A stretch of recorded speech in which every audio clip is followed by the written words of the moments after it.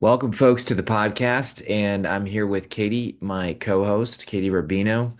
By the way, stay tuned if you like what we're talking about. We may have a Boston event coming up soon. We'll let you know more about that, but it's going to be extremely limited seating because we're going to give a ton of value. But again, stay tuned. All right, so Katie, let's jump right in today. It's really about harvesting, and you use that term. Maybe does the whole industry use that term, IP harvest? I'd say it's a recognized term in the industry, Yeah. yes. Yeah. I forget, but I think I have one of these books here, and it does say something like harvesting intellectual assets or something like that. But think about it. It's almost like a farmer. I think it's an interesting term. And we know that I'm not a farmer, but I'm told that they really make a killing, when it's harvest time. Right. They do all this work. They do the spraying, the planting, the watering, the fertilizing, and then finally at the end, very short, it might even happen in a few days, but it's the harvest. So there's people right now that have had businesses for 5 years, 10 years, 50 years, maybe even generations, and they're pretty much walking over their IP, almost tripping over it. They don't even see it. So, how do you help people that come to your Boston office? How do you help them like find it? Yeah, no, good question. And I think it starts even, like you said, with farmers, right? From the moment you decide to plant the seeds, right? Mm, Because it's all about with IP, it's the IP process, it's perpetual and it's always mm, a moving target. And so it's always planting new seeds, harvesting watering, maintaining your planted seeds, and then harvesting them. And really, what we mean by IP harvesting is kind of figuring out what are all the intangible assets that the company mm. owns, all of the trademarks, patents, copyrights. Doesn't necessarily mean they're protected yet, right? Yeah. But what sort of company trade secrets and know-how can we really mine and Yes. start to catalog and document so that then we can start to organize our IP and figure Yep. out how do we want to protect it and what's the best plan? Because again, it is a process that takes time. And just because you've harvested or mined 50 different ideas or things doesn't mean you're going to protect all of them right away. Right. Some of them you might want to just hold as a trade secret because you don't want others to know about it. But it kind of helps to set the framework to then identify how to move forward. That's great. That's great. We're gonna share a slide here in a moment that you and I, of course, we wrote You Are an IP Company, new editions coming out March 5th. And what we did in the book is I really asked you, I said, hey, what are I didn't know at first. I thought, what are the top 10? And then the list turned into 20, then it turned into 30, and now it's 45. And I want people to see this document. You can see this, Katie, Mm-hmm. and you only see this, right? The treasures. Yes, I love the Okay. color scheme. Yeah. Yeah, that was Yeah, actually our friend Randy. Lisa. Randy, right. Yeah. Yeah. So give big shout out to just call Randy. She does design work. But anyway, she says what treasures are hiding in your business. And again, like she used this from our book. We gave her permission. She says it's protected by instant IP in the top right corner. But basically, I'm just gonna start reading some of these and I might stop and ask you what they mean. But let's go into brands, processes. So I feel like that one, a lot of companies would probably just miss because they do it day in and day out. And it becomes too familiar, too common. And that's part of, I think, the curse of not seeing your IP is that it's too familiar. Do you ever find that? Absolutely. Especially when you're very focused and ingrained in the company, and that's all you're working on, right? Mm, You kind of become oblivious to it. And I don't mean that yeah. in a negative way. I just mean you're so familiar with it, Yeah. you kind of don't even realize the scope of what you have to protect already right in front of you. Yeah. I mean, let's look at the Coca-Cola formula, right? If that's what you've been doing for 30 years, 100 years, you know, it's just the syrup. And you're like, Yep. what? Oh my gosh. Like, all we do is we take the syrup and put sparkling water, carbonated water, and that's it. And yet, that company, the process, the syrup, the logos, you combine all that, and it's billions. In fact, this is unplanned, Katie. The Coca-Cola. I have it right here. Buddy with your props. Yeah. It's like almost like we planned it. Um, but no, I think that if you're part of Coca-Cola, you don't see it unless sometimes there's an outside person. That's right. Well, and I just think too, it's also you can get very busy working in your company, right? Right.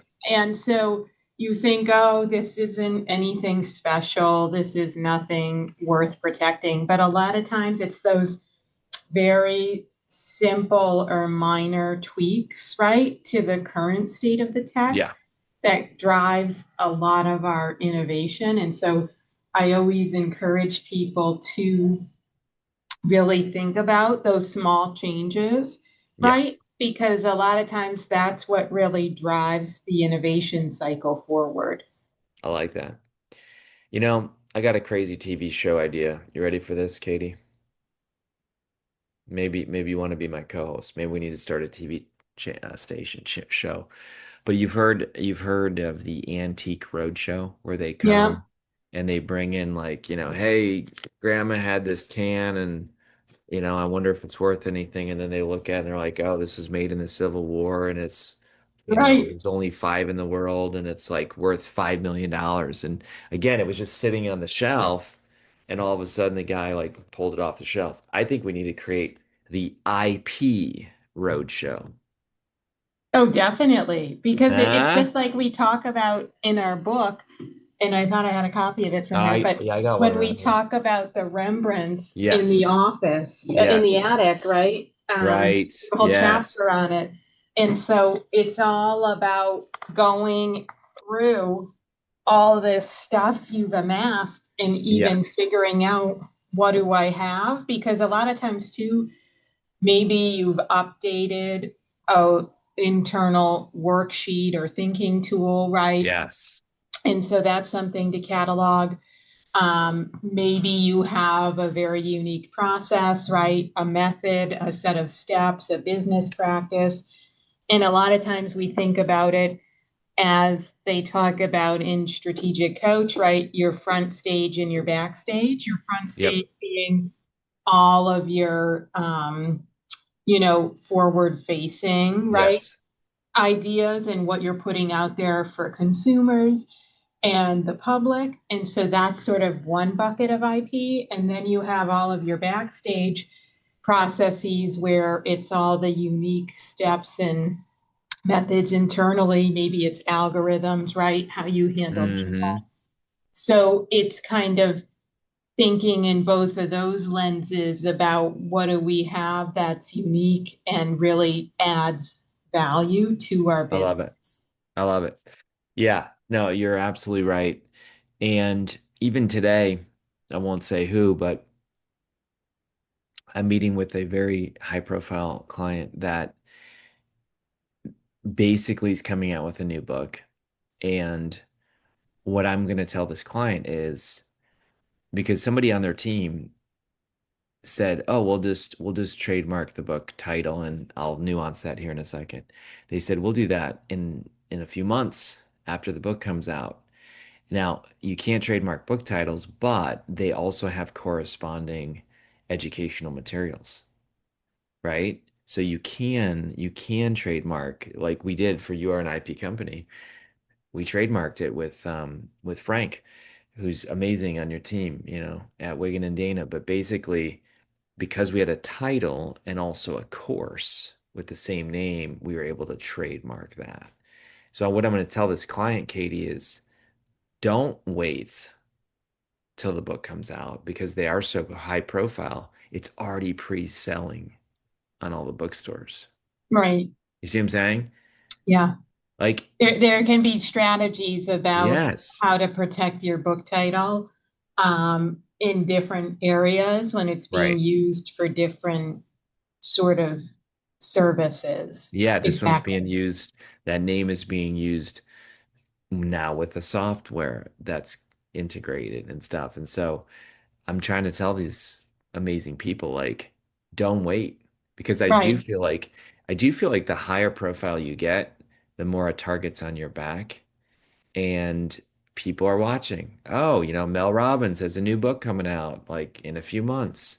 She better be having some IP strategy because she's got a lot of people, you know Yeah. what I'm saying? Like targeting her. Right. Yeah. Exactly. And, Yeah. I think too, the other thing where people miss it with books is also if you have a series, right, Yes.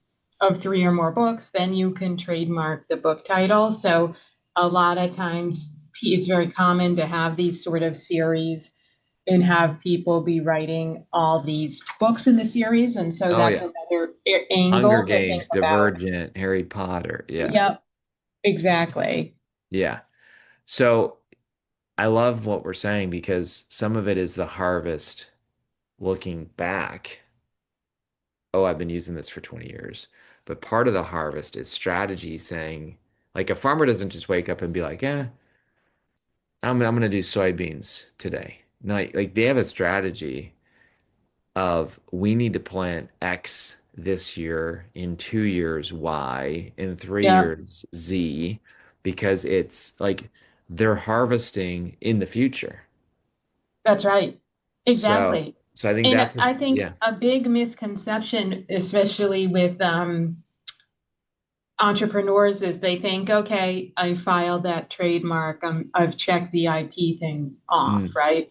But what they need to understand is it's not ever really done, right? It's always a moving target, and it's always, like you say, you need to be continuously looking inward because there's going to be new ideas, new know-how, yeah. new names of products, right? And so you're always kind of continuing to protect as the company's moving ahead and trying to really align your IP with where your business strategy and business activity is going as well. I gotta share this quick story. This is totally related to what you're saying. So I've been watching the History Channel while I'm doing indoor biking, because indoor biking is not that fun. But I was watching the Toys That Built America, and they Mm-hmm. were they were talking about G.I. Joe. All right. So G.I. Joe was created almost as a response to Barbie. Like, oh, the girls have Right. Barbie, like we need to create G.I. Joe. And so the day before they have the big like World's Fair for toys, everything's set and they're like, "Oh my gosh, we never bought the rights for the design. This is the G.I. Joe people." So I'm not even kidding. This so 10 p.m. the night before they launch it, like they're sitting down with the inventor. One guy's sitting across the table from the inventor, and he's like, "Look, you know, we'll give you 1% royalties. We haven't sold anything. This thing might flop. It's a doll for boys." Like they tried to downplay it. And they said 1%. And he's like, "No, I want 5%." And then he said, "Tell you what," because again, this is thinking of harvesting in the future. Um, he's like, how about $100,000 in cash? And the inventor's sitting there the day before the launch, and Yeah. he's like, "Do I take 1% of royalties that I don't even know if it's going to sell anything, or do I take $100,000 right now?" What do you think he did? Took the 100K. Yeah, Yeah. took the 100K, and I mean, you know the story. Like it would have been worth so many millions if he had just had the vision, but a lot of times you don't see the value, Right. right? Right. Right? They didn't know they were sitting on this. And the point is like just what you're saying. Like sometimes you have to have an outsider. And once the popularity soared, I'm sure that guy had a ton of regret. Um, so let's go here as we land the plane today, Katie. This other list, again, folks, this is in the book. You are an IP company. If you can see the screen, i.e., you're watching it via video, great. If you're watching it via audio, we're not going to read all 45. But Katie, as you look at these 45, we just talked about number 29, royalties. But what other ones do you think, I don't know, people don't often think anything of? Yeah. I think a lot of it is like especially now data, right? All the Mm, data internally at your that's business. it. You can't necessarily, patent your data, right? But what you can protect is how you're using that data to Mm, drive maybe business operations, business decisions. And so I think that's a big one that frequently gets overlooked a lot. absolutely. I mean, we were just talking about Signal before we started, but there's a big story that just broke on WhatsApp. Meta's in trouble. Meta basically either has to admit we've been selling to China data from WhatsApp, even though we told you it was not viewable. So they made $3 billion, or we have to admit that we actually could see your stuff. Like they're caught. They're caught right now Right, because it came out that they made 3 billion. So they either have to deny it and say it was a mistake or return the money. And I mean, this is it. But you said data, right. and data is, I've heard, more valuable than oil. Like if you have a platform with tons of data, people will pay for that customer data. Exactly. Yeah. All right. Well, listen, this was great. We want people to see the value, harvest the value. I'm gonna land the plane with one last thing, Katie. I told you before we started today, there's this prompt, and I want to encourage people. Make sure your AI is secure, that it's not training. You can do that with settings and privacy.